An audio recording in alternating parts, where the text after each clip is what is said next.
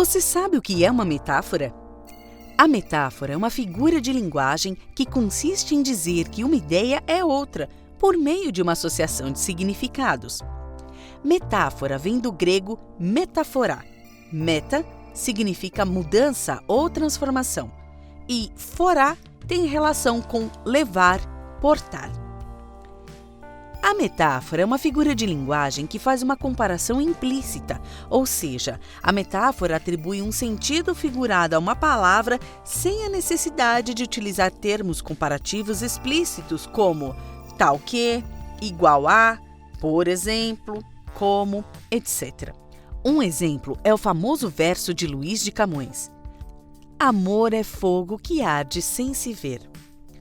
No verso do poeta português, a metáfora dá duplo sentido à frase e não apresenta uma conjunção comparativa, mas o amor é. Nesse verso, o termo fogo mantém seu sentido de calor, mas também lhe é atribuído o sentido figurado de inflamável como paixão, fervor, etc. A presença da metáfora também é comum em romances.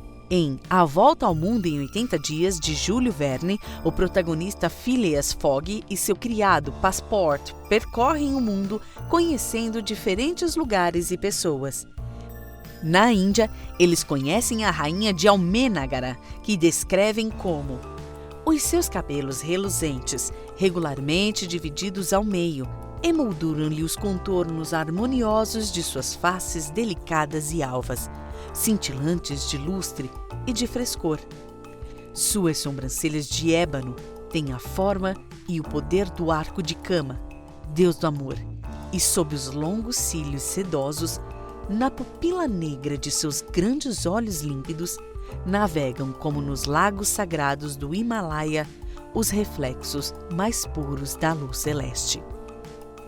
Nesse texto, há diversas adjetivações, e uma delas é uma metáfora.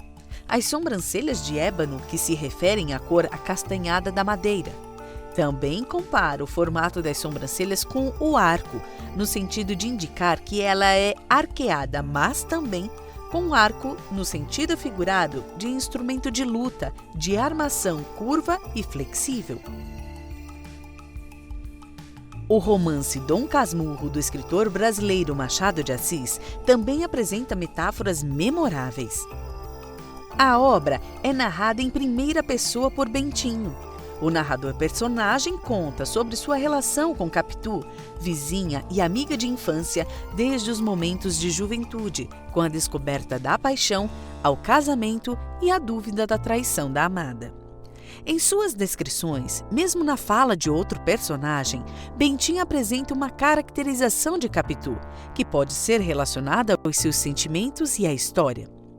Por exemplo, na descrição de Bentinho sobre Capitu: retórica dos namorados, dá-me uma comparação exata e poética para dizer o que foram aqueles olhos de Capitu.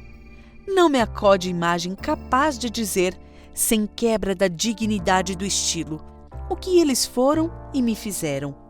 Olhos de ressaca? Vá de ressaca. É o que me dá a ideia daquela feição nova. Traziam, não sei que fluido misterioso e energético, uma força que arrastava para dentro, como a vaga que se retira da praia nos dias de ressaca. No trecho, o narrador traça um paralelo entre os mistérios presentes nos olhos de Capitu em relação ao ritmo da vaga, que é a composição de elevações que se propagam umas às outras, que são produzidas pela ação do vento, do mar em ressaca.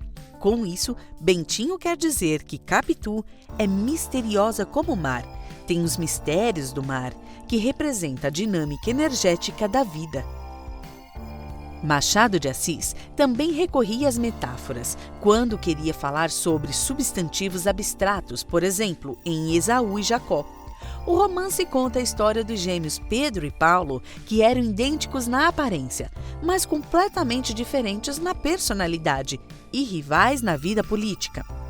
No capítulo sobre a gestação, o narrador afirma que maternidade tem dessas incoerências, a felicidade também e, por fim, a esperança, que é a meninice do mundo. A metáfora da maternidade ser a meninice está relacionada ao frescor que carrega e à possibilidade do novo, um novo caminho e uma nova vida para alguém que ainda é uma criança.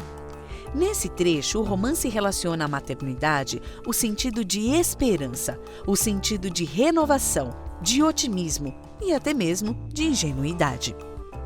Em Memórias Póstumas de Brás Cubas, Machado de Assis apresenta diferentes metáforas, como o despertar da paixão do narrador por Marcela, que descreve: imagina tu esse efeito do primeiro sol, a bater de chapa na face de um mundo em flor.